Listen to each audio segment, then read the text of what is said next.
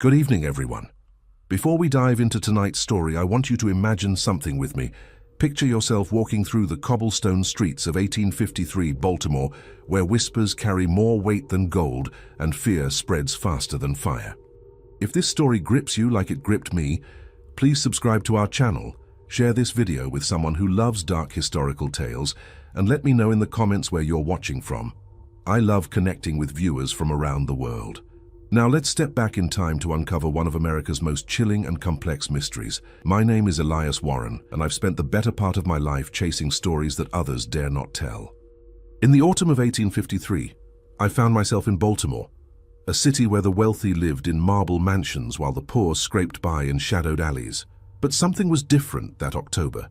Something had the entire aristocratic class looking over their shoulders, jumping at shadows and whispering names that made grown men pale. The twins, they called them, Annabeth and Marjorie, two names that had become synonymous with terror among Baltimore's elite.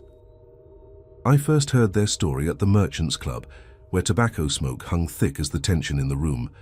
Senator Blackwood, a man who'd never shown fear of anything in his 60 years, was recounting the tale with trembling hands wrapped around his brandy glass.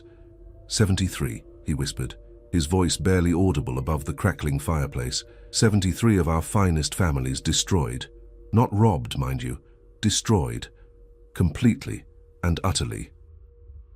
The other men leaned in closer, their faces pale in the amber light. I pressed myself against the mahogany pillar, notebook hidden in my coat, capturing every word. But surely, interrupted Judge Morrison, mopping sweat from his brow despite the cool evening, surely these are just rumors, wild tales born from paranoia and guilt. Blackwood's laugh was hollow, devoid of any humor. Guilt? What guilt could we possibly harbor? But even as he said it, his eyes darted nervously around the room. No, Morrison, this isn't guilt. This is something far worse. This is retribution. The word hung in the air like a death sentence. I'd come to Baltimore following reports of unusual deaths among the wealthy class. What I'd expected to find were typical crimes of passion or greed. What I discovered instead was a city gripped by a terror so profound that it had fundamentally altered the social fabric of one of America's most prominent ports. The stories varied depending on who told them, but certain details remained consistent. Two young women, twins, both bearing the scars of slavery, had somehow orchestrated the systematic elimination of dozens of Baltimore's most powerful families, not through poison or conventional weapons, but through methods so precise and terrifying that witnesses refused to speak of them in detail. They appear like smoke, whispered Mrs. Pemberton, the senator's wife, her jewelry rattling as her hands shook. One moment you're alone, the next they're there, watching you with those eyes, those terrible, knowing eyes. What do they want? I found myself asking, stepping forward from my hiding spot. The room fell silent. Every face turned toward me, and I saw something I'd never expected to see in the eyes of Baltimore's elite: shame. Senator Blackwood was the first to speak. Who are you, young man? Elias Warren, Baltimore Herald. I'm investigating the recent incidents. The temperature in the room seemed to drop 10 degrees. Judge Morrison stood abruptly, his chair scraping against the marble floor. There are no incidents to investigate, Mr. Warren. Only rumors and hysteria. But Mrs. Pemberton grabbed my arm with surprising strength. Don't listen to them, she hissed. They know exactly what those girls want. We all do. The question isn't what they want, it's whether they'll stop once they get it. As I left the club that night, my mind raced with questions. Who were Annabeth and Marjorie? Where had they come from? And most importantly, what had Baltimore's aristocracy done to deserve such focused, methodical vengeance? The next morning, I began my investigation in earnest.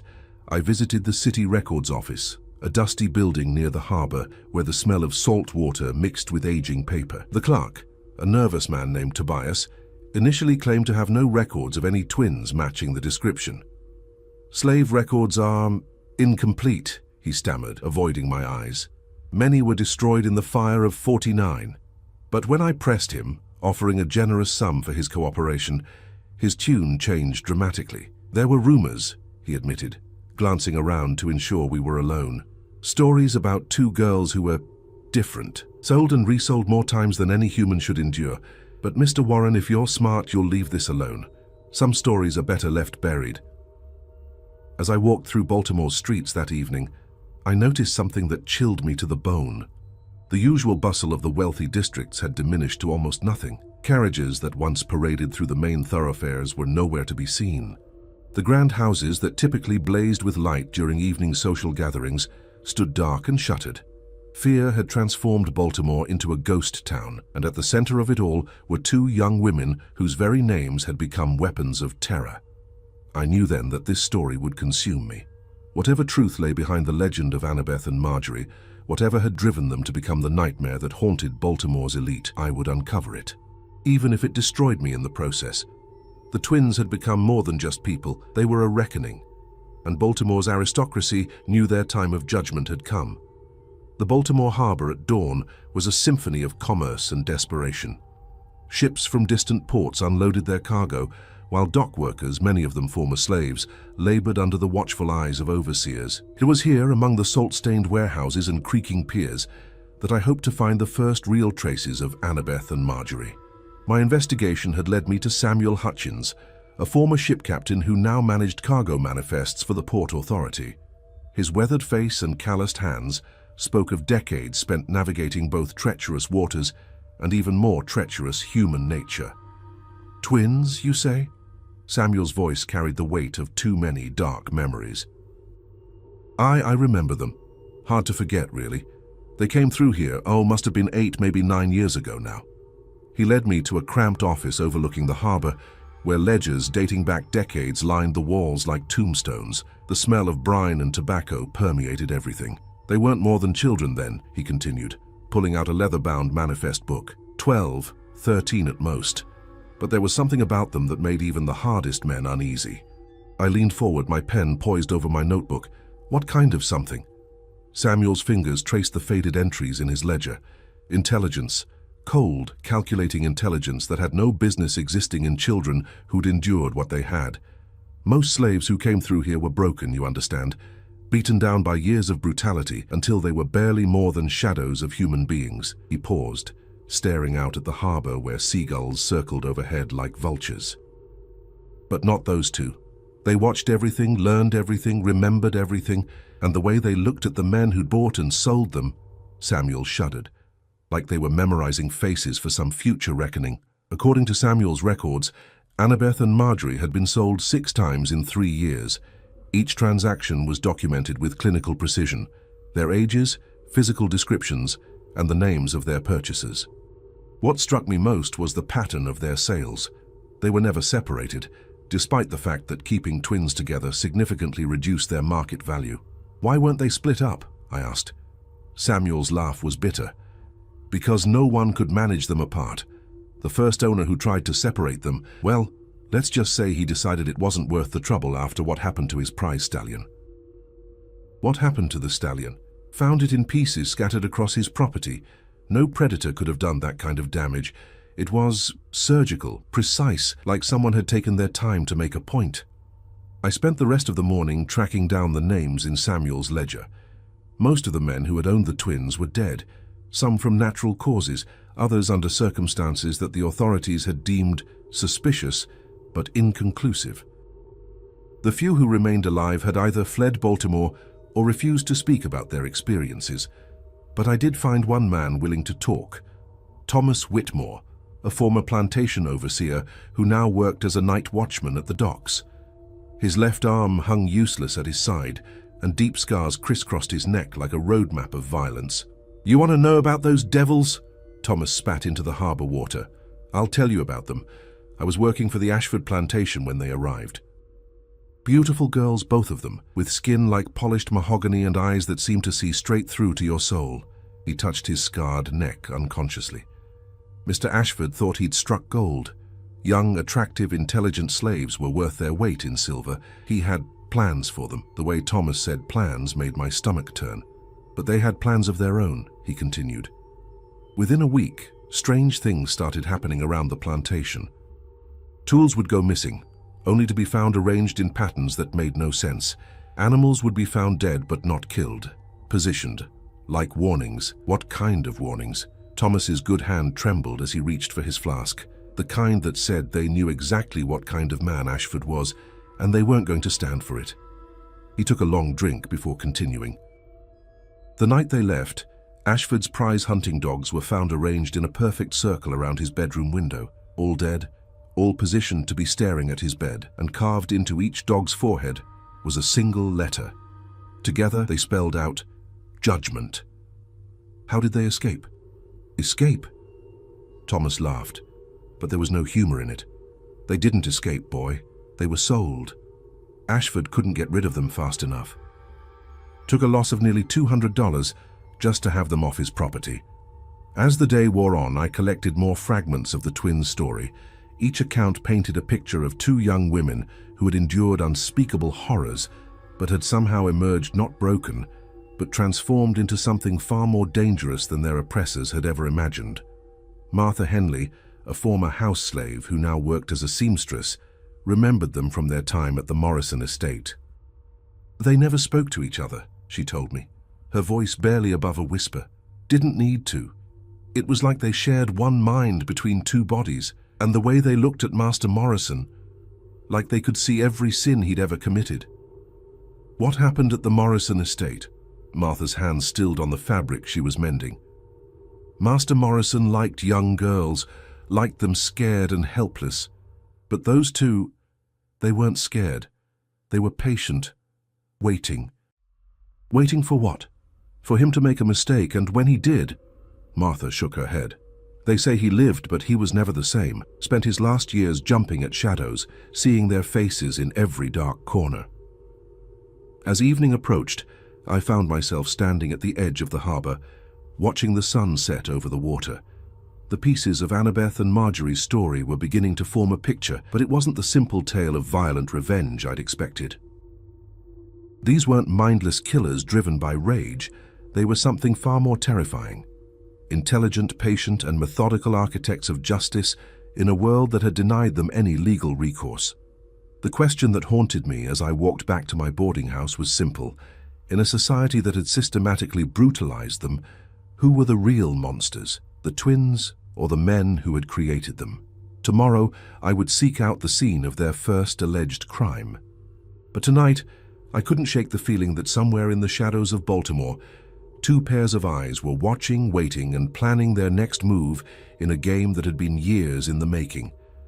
The Pemberton mansion stood like a monument to Baltimore's aristocratic excess, its white columns gleaming in the morning sun, despite the tragedy that had unfolded within its walls just 3 months prior. As I approached the grand entrance, I couldn't help but notice how the once immaculate gardens had begun to show signs of neglect, as if the very earth had been tainted by what had occurred here. Mrs. Catherine Pemberton, the senator's widow, received me in what had once been her husband's study. The room bore the scars of violence, dark stains on the Persian carpet that no amount of cleaning could remove, and gouges in the mahogany desk that looked almost like claw marks. "You're the journalist," she said, her voice hollow and distant. "The one asking questions about those creatures."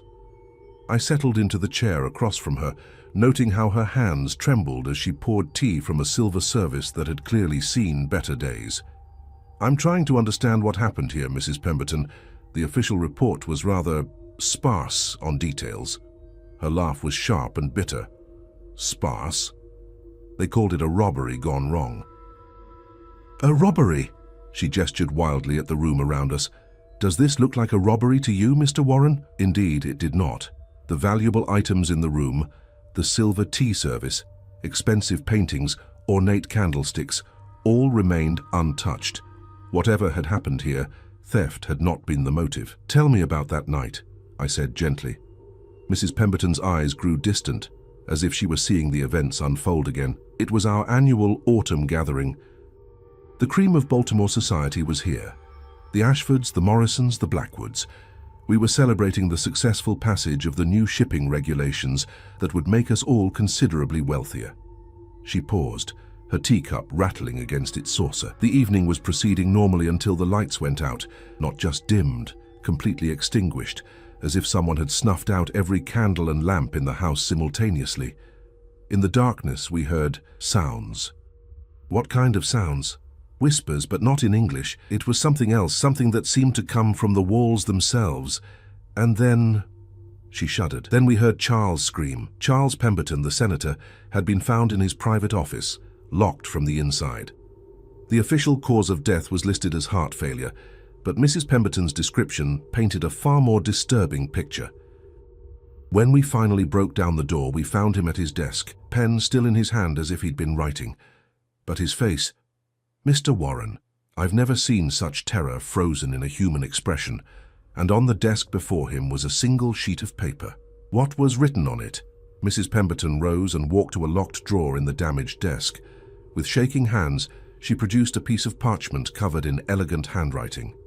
"Read it," she whispered. The document was a detailed confession, written in Senator Pemberton's own hand, describing years of systematic abuse, torture, and murder of enslaved people on his various properties. The specificity was horrifying. Names, dates, methods of torture that made my stomach turn. At the bottom, in different handwriting, were two signatures, Annabeth and Marjorie. "He wrote this himself?" I asked, though I could see it was clearly his handwriting. Every word. But Charles never would have. He would never have admitted to such things voluntarily. Somehow they made him write his own confession. I studied the document more closely. The handwriting showed no signs of coercion, no trembling, no hesitation. It was as if Senator Pemberton had been compelled to record his crimes with the same meticulous attention to detail he'd once applied to legislation. "Were there any witnesses to the twins being here that night?" Mrs. Pemberton nodded slowly. "Young Timothy, our stable boy.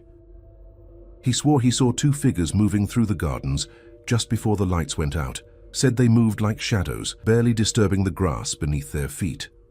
I spent the afternoon interviewing the surviving staff and guests from that night. Each account added another piece to the puzzle, but also deepened the mystery. No one had seen the twins enter or leave the house.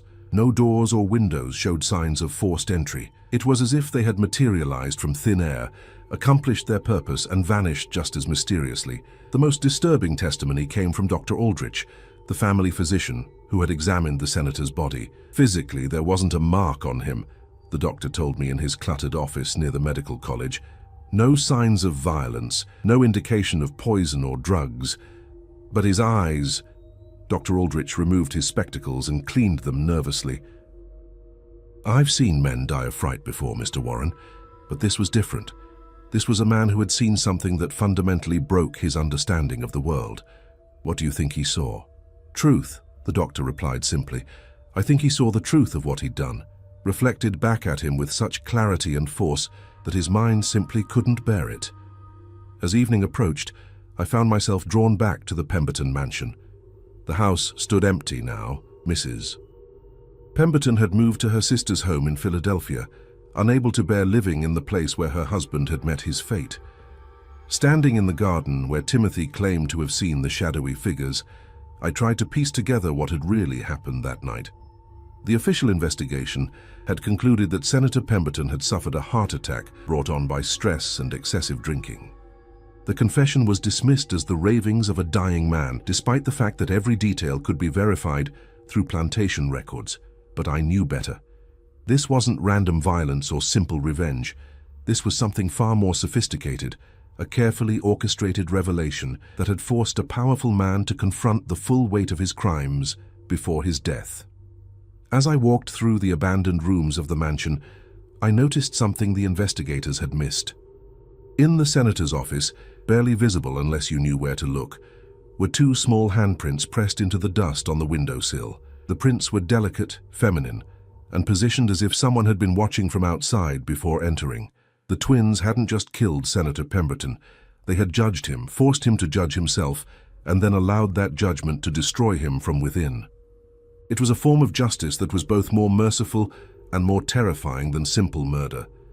But this raised an even more disturbing question. If they could do this to one of Baltimore's most powerful men, what were they planning for the other 72 names on their list? As I left the mansion that night, I couldn't shake the feeling that I was being watched. Not by human eyes, but by something that saw far more than it should, understood far more than it had any right to, and was patiently waiting for the perfect moment to strike again. The first massacre had been a demonstration, a proof of concept. The real terror was yet to come. The entrance to Baltimore's underground network was hidden beneath Murphy's Tavern, a ramshackle establishment in the harbor district where dock workers and freedmen gathered to drink away their sorrows. The proprietor, a grizzled Irishman named Seamus Murphy, had initially been reluctant to speak with me until I mentioned the twins' names. Annabeth and Marjorie. His weathered face grew serious. I know those names, but if you're looking to write some sensational story about murderous slaves, you can take your business elsewhere. I'm looking for the truth, I replied, whatever that might be.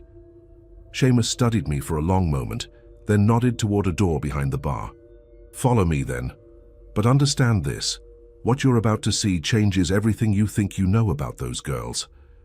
The door led to a narrow staircase that descended into the earth beneath Baltimore's streets. The air grew thick and humid as we went deeper, and I could hear the distant sound of voices echoing through stone corridors. What I discovered in those tunnels challenged everything I thought I knew about the twins and their alleged crimes. The underground was a vast network of interconnected cellars, abandoned sewers and natural caves that had been converted into a sanctuary for Baltimore's most vulnerable residents. Runaway slaves, freed blacks who lived in constant fear of being kidnapped and sold back into bondage, and even some sympathetic whites who had fallen afoul of the city's power structure, all had found refuge in this hidden world. "Welcome to the real Baltimore," Seamus said as we emerged into a large cavern lit by dozens of oil lamps, the one the newspapers don't write about. The scene before me was both heartbreaking and inspiring. Families huddled together around small fires, sharing meager meals and whispered conversations. Children played quietly in the shadows while their parents worked on various tasks, mending clothes, preparing food, crafting simple tools. It was a community born of necessity and sustained by hope, but what struck me most was the reverence with which people spoke of Annabeth and Marjorie. "They saved my daughter," whispered an elderly woman named Ruth, her gnarled hands clutching a faded photograph. "Master Ashford had plans for her, terrible plans, but the twins, they made sure she got away before he could hurt her." "How?" I asked. Ruth's eyes grew distant. "They came to our quarters one night, quiet as ghosts, told us exactly when the overseer would be distracted, which path to take to avoid the dogs, where to find help once we reached the city. It was like they'd been planning it for weeks." A younger man named Isaiah stepped forward, his left hand missing 3 fingers. "They warned me about Morrison's trap," he said. "I was working his docks when word came that he was planning to sell me south, separate me from my wife and children. The twins got word to me just in time." "But the newspapers say they killed Morrison," I pointed out. Isaiah's laugh was harsh. "Morrison died of drink and guilt, nothing more. But not before he'd destroyed dozens of families, sold children away from their mothers, worked men to death in his warehouses. If the twins hastened his end, I call that justice." As I spoke with more residents of the underground, a different picture of Annabeth and Marjorie began to emerge. They weren't the bloodthirsty killers portrayed in the newspapers and whispered about in Baltimore's drawing rooms. They were something far more complex, a combination of intelligence network, rescue operation, and instrument of justice for those who had no other recourse. "They know things," explained a woman named Sarah, who had escaped from the Blackwood plantation 6 months earlier. "Things they shouldn't be able to know. Like they can see into men's hearts and read their intentions before they even act on them." "What kind of things?" Sarah glanced around nervously before leaning closer. "They knew Senator Blackwood was planning to sell my youngest boy to a brothel in New Orleans. Knew it before he'd even made the arrangements. Came to me with proof, documents, correspondence, everything I needed to get my son to safety." "Where did they get these documents?" "That's what makes them so dangerous to the masters," Sarah replied. "They don't just steal information, they understand it. They can read legal documents, financial records, private correspondence. They know how the system works, and they use that knowledge to protect people like us." The more I learned about the twins' activities, the more I realized that the 73 aristocrats weren't random victims of violence. They were carefully selected targets, chosen for their specific crimes against enslaved and freed people. The twins had spent years building cases against each of them, gathering evidence, documenting atrocities. "They keep records," confirmed Marcus, a former house slave who now served as one of the underground's leaders. "Detailed records of every crime, every abuse, every injustice. They're building something bigger than just revenge. They're building a reckoning. Marcus led me to a hidden chamber deeper in the tunnels, where the walls were covered with papers, maps, and documents. It was like stepping into the headquarters of a military operation, but instead of planning battles, they were planning justice. "This is their work," Marcus said, gesturing to the organized chaos around us. "Every name on these walls represents someone who has suffered at the hands of Baltimore's elite. Every document is proof of crimes that will never see the inside of a courtroom." I studied the papers more closely. There were shipping manifests showing illegal slave trading, financial records documenting the theft of wages from freed workers, correspondence revealing plans to kidnap free blacks and sell them into slavery. The scope of the evidence was staggering. "How do they gather all this information?" "They're invisible," Marcus replied. "Two young black women in a city full of slaves and servants. They can go anywhere, hear anything, see everything, and no one pays them any attention. They've turned their oppression into their greatest weapon." But the most shocking revelation came when Marcus showed me a particular set of documents, detailed plans for what the twins called the Great Revelation.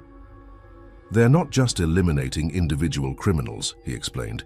"They're planning to expose the entire system, every crime, every cover-up, every conspiracy. They want the world to see Baltimore's aristocracy for what they really are." "When?" Marcus's expression grew grave. "Soon, very soon, and when it happens, this city will never be the same."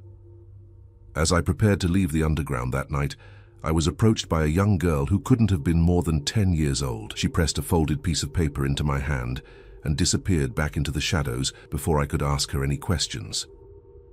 The note was written in elegant handwriting that I was beginning to recognize. "Mr. Warren, your investigation has not gone unnoticed. If you truly seek the truth, come to the Lyric Theatre tomorrow at midnight. Come alone and bring your notebook. It's time you heard our side of the story." A&M.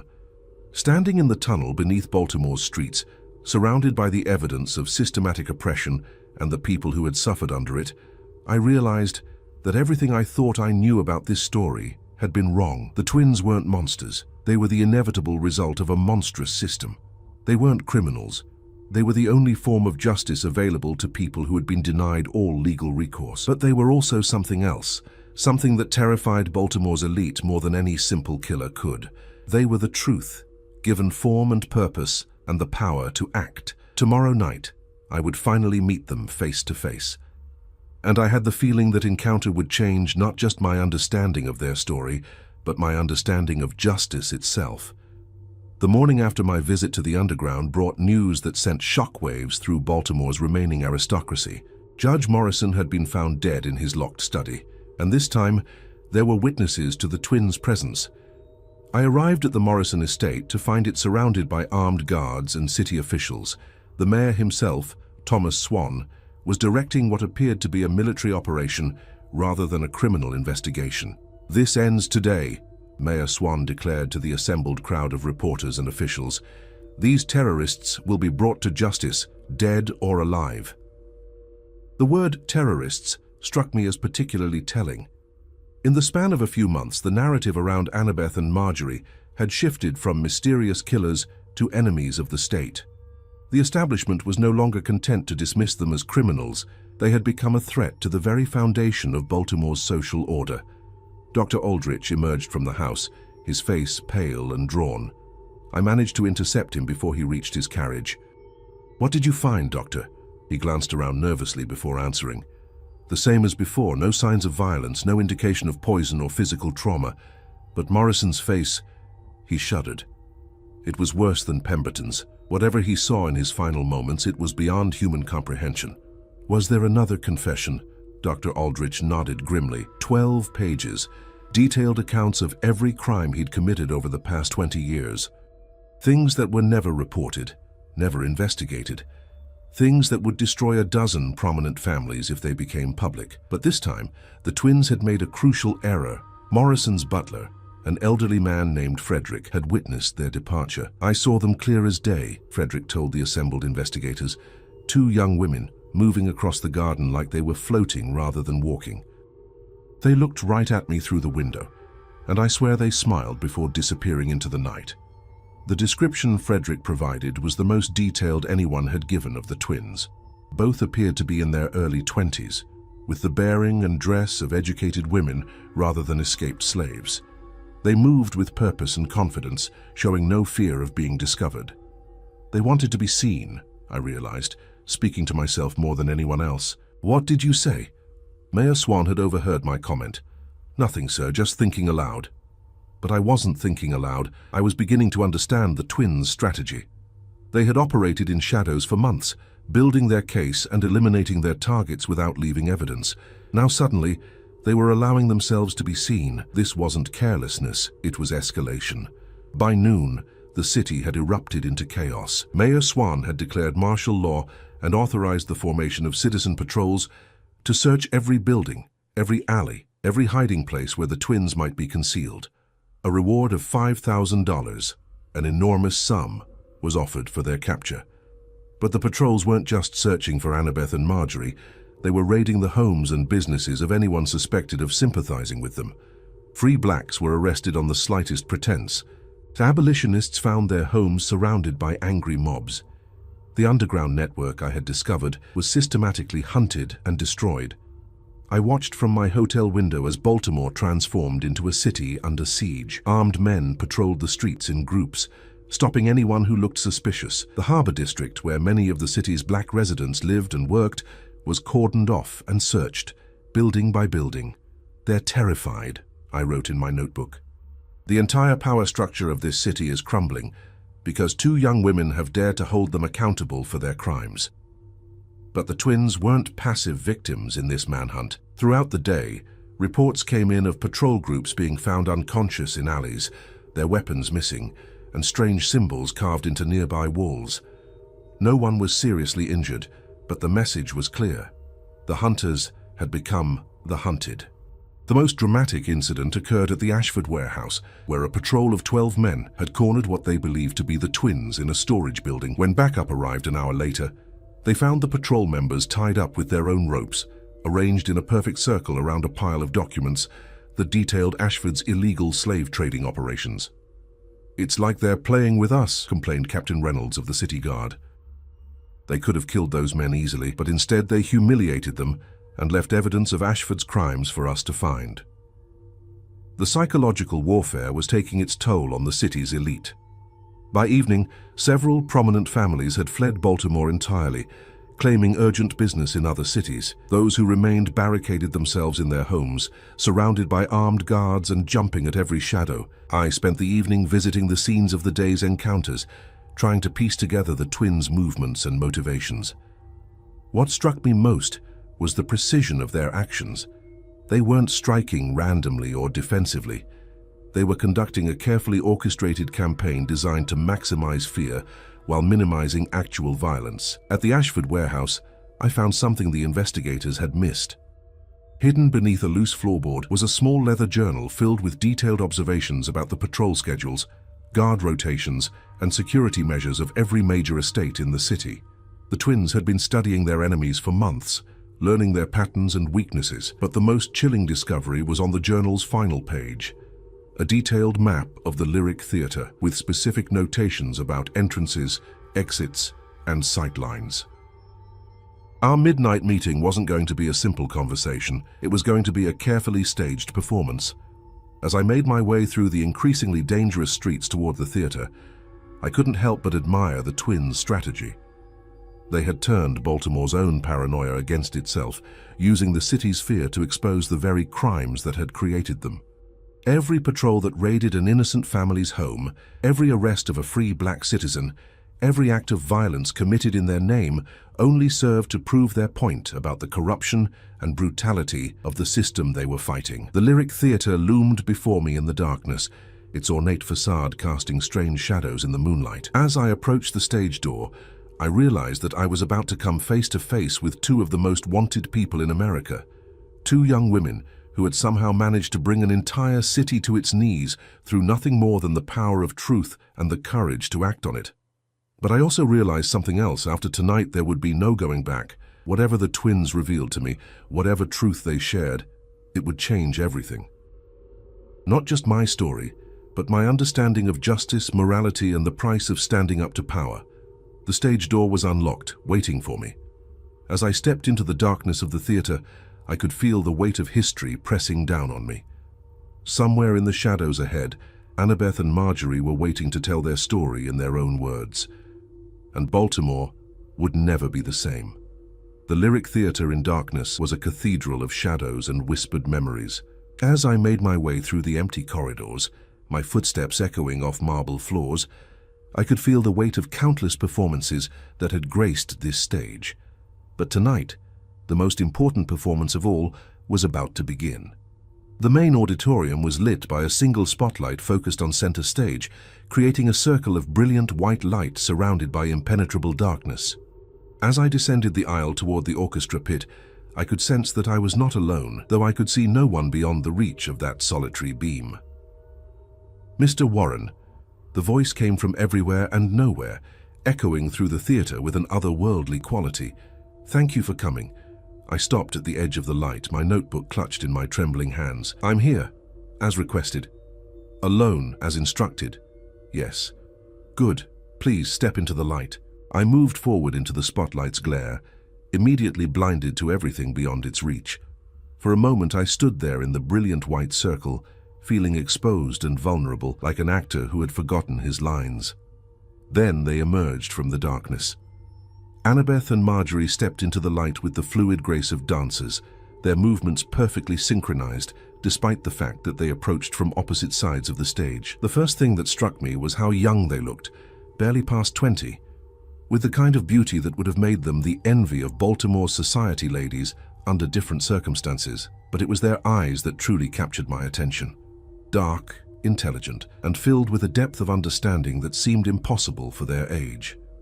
These were not the eyes of victims or monsters, but of judges who had seen too much and understood too well. "You've been asking questions about us," Annabeth said, her voice cultured and precise. She wore a simple but elegant dress that would have allowed her to blend in at any social gathering. "Dangerous questions," added Marjorie, whose appearance was so similar to her sister's that they could have been reflections of each other. "Questions that have made certain people very uncomfortable," I found my voice, though it came out rougher than I intended. "I'm a journalist. It's my job to ask questions." "Indeed," Annabeth smiled, but there was no warmth in it. "And we are... What would you call us, Mr. Warren? Criminals? Terrorists? Monsters?" "I don't know what you are," I replied honestly. "That's why I'm here." The twins exchanged a look that seemed to communicate volumes. Then Marjorie stepped forward, producing a thick leather portfolio from somewhere in the folds of her dress. "We are the inevitable result of a system that denies justice to those who need it most," she said, offering me the portfolio. "We are what happens when the law fails and morality demands action." I opened the portfolio with shaking hands. Inside were hundreds of documents, legal papers, financial records, personal correspondence, and detailed testimonies. But these weren't the crude forgeries I might have expected. These were original documents, bearing official seals and signatures, providing irrefutable evidence of crimes that spanned decades. "How did you obtain these?" I asked, though I suspected I already knew the answer. "We took them," Annabeth replied simply, "from the private safes and secret files of men who thought their crimes would never see the light of day. We learned to read, Mr. Warren. We learned to understand the law, to navigate the financial systems, to decode the language of power.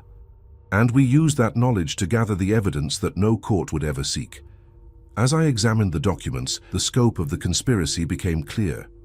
These weren't isolated incidents of cruelty or greed. They were part of a systematic network of exploitation that reached into every level of Baltimore society.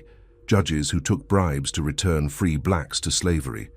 Businessmen who used kidnapped children as unpaid labor. Politicians who profited from the illegal slave trade. "Senator Pemberton," I said, looking up from a particularly damning set of financial records. "You didn't kill him." "We showed him the truth," Marjorie replied. "We presented him with evidence of his crimes and gave him the opportunity to confess. His heart couldn't bear the weight of what he had done." "And Judge Morrison?" "The same. We offered him the chance to make amends, to use his position to help those he had wronged. He chose death over justice." I stared at the twins, trying to reconcile their calm demeanor with the chaos they had unleashed on the city. "But the others? The 73 families you're accused of destroying?" Annabeth's laugh was like silver bells, beautiful and terrible. Accused by whom? The newspapers owned by those same families, the politicians who profit from their crimes. Mr. Warren, we have killed no one. We have simply held up a mirror and forced them to see their own reflections. Then what happened to them? Some fled the city when they realized their crimes would be exposed, Marjorie explained. Others died of guilt, drink, or despair when confronted with the truth of their actions. A few even attempted to make amends, though it was far too little and far too late. And the rest? The twins smiled in unison, and for the first time, I felt a chill of genuine fear. The rest are about to face their final judgment, Annabeth said. Tomorrow night at the mayor's grand ball, the truth about Baltimore's aristocracy will be revealed to the world.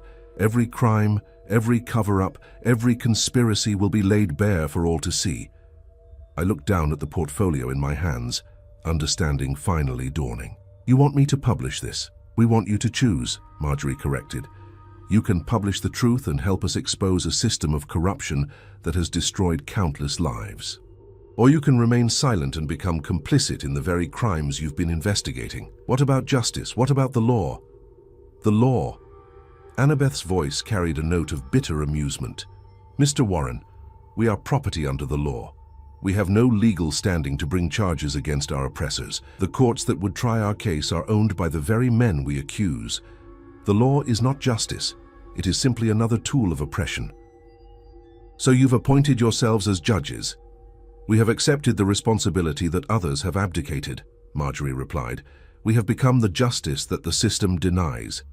As I stood there in the spotlight, surrounded by darkness and faced with an impossible choice, I realized that the twins had done something far more dangerous than simply killing their enemies. They had exposed the fundamental hypocrisy of a society that preached justice while practicing oppression. What happens after tomorrow night? I asked.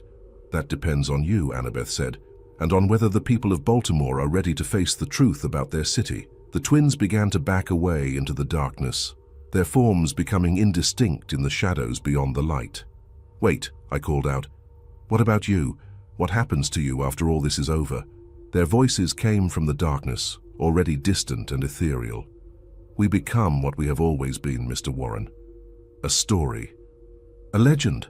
A reminder that justice denied will find its own way into the world. And then they were gone, leaving me alone in the spotlight, with a portfolio full of evidence, and a choice that would define not just my career, but my conscience.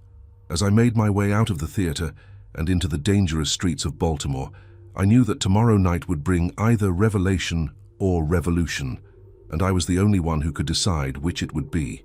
The mayor's grand ball was to be the social event of the season, a defiant celebration in the face of the terror that had gripped Baltimore for months. As I stood outside the Belvedere Hotel, watching carriages arrive filled with the city's remaining elite, I clutched the leather portfolio the twins had given me and wrestled with the most important decision of my life. Inside that portfolio lay the power to destroy dozens of prominent families, to expose a network of corruption that reached into every level of Baltimore society. But it also contained the power to validate the actions of two young women who had taken justice into their own hands when the law had failed them. I had spent the day writing two different articles. One told the story of Annabeth and Marjorie as dangerous criminals who had terrorized innocent citizens. The other revealed them as instruments of justice in a corrupt system. Both versions were true depending on your perspective. Both would change Baltimore forever. As I entered the ballroom, I was struck by the forced gaiety of the scene. The orchestra played with desperate enthusiasm, couples danced with brittle smiles, and conversation flowed with the artificial brightness of people trying to convince themselves that everything was normal. But I could see the fear in their eyes, the way they glanced nervously at shadows, the armed guards stationed at every entrance. Mayor Swan approached me with the hearty bonhomie of a politician, but I could see the strain in his face. Mr. Warren, I trust you've completed your investigation into this unfortunate business? Indeed I have, Mr. Mayor. My article will be published in tomorrow's edition. Excellent. I'm sure you've found, as we have, that these rumors about the twins have been greatly exaggerated, probably the work of outside agitators trying to stir up trouble among our colored population. I nodded non-committally, my hand tightening on the portfolio. Around us, Baltimore's elite continued their desperate celebration, unaware that their world was about to change forever. At precisely midnight, the lights went out. Not gradually, not one by one, but all at once, plunging the ballroom into absolute darkness. In the sudden silence that followed, I heard the rustle of fabric, the whisper of footsteps, and then a voice that seemed to come from everywhere at once. "Ladies and gentlemen of Baltimore," Annabeth's voice rang out clear and strong in the darkness. "Tonight, you will finally see yourselves as you truly are." Suddenly, the room was illuminated not by electric lights, but by dozens of lanterns that seemed to appear from nowhere, held by figures in dark clothing who had somehow materialized throughout the ballroom. In the flickering light, I could see the twins standing on the orchestra platform, no longer hiding in shadows but revealed in all their terrible beauty. "For too long," Marjorie continued, "you have hidden your crimes behind wealth and privilege. You have bought judges, silenced witnesses, and destroyed evidence. But tonight the truth will be heard." What followed was the most extraordinary hour of my life. One by one, the twins called out names from the assembled crowd and presented evidence of their crimes. Not accusations or rumors, but documented proof, financial records, correspondence, testimonies from victims who had never been allowed to speak, Senator Blackwood's illegal slave trading operations, Judge Harrison's practice of selling free blacks back into slavery, businessman Ashford's use of kidnapped children as unpaid labor. The evidence was overwhelming, undeniable, and devastating. But the most shocking revelation came when they called out Mayor Swan himself. "Thomas Swan," Annabeth's voice cut through the stunned silence like a blade, "you have profited from every crime committed in this room. You have taken bribes to look the other way, used your office to protect criminals, and personally ordered the kidnapping of free citizens to be sold into slavery." The portfolio they produced contained documents bearing the mayor's own signature, authorizing payments for special services, and approving the transfer of problematic individuals to plantations in the Deep South. As the evidence mounted, something extraordinary happened. The crowd began to turn on itself. Accusations flew, old grievances surfaced, and the carefully maintained facade of Baltimore's high society crumbled before my eyes. Some tried to flee, only to find the exits blocked by the mysterious figures with lanterns. Others attempted to deny the evidence, but the documentation was too thorough, too detailed to dismiss.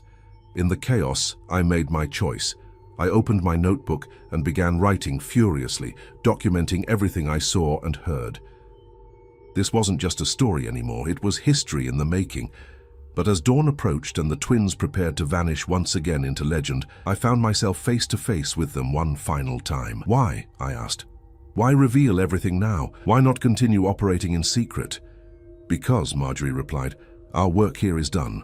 The truth has been revealed, and now it's up to others to decide what to do with it." "What about justice? What about punishment for these crimes?" Annabeth smiled, and for the first time there was genuine warmth in her expression. "Justice isn't always about punishment, Mr. Warren. Sometimes it's simply about truth. We have given Baltimore the truth about itself. What they do with that truth is their choice." As the sun rose over Baltimore Harbor, the twins walked away into the morning mist, leaving behind a city forever changed. Some of the evidence they had presented led to arrests and trials. Other crimes were quietly covered up or ignored.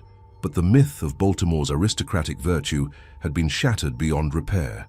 I published my story, not the sanitized version that would have protected the powerful, but the full truth about Annabeth and Marjorie and the system that had created them.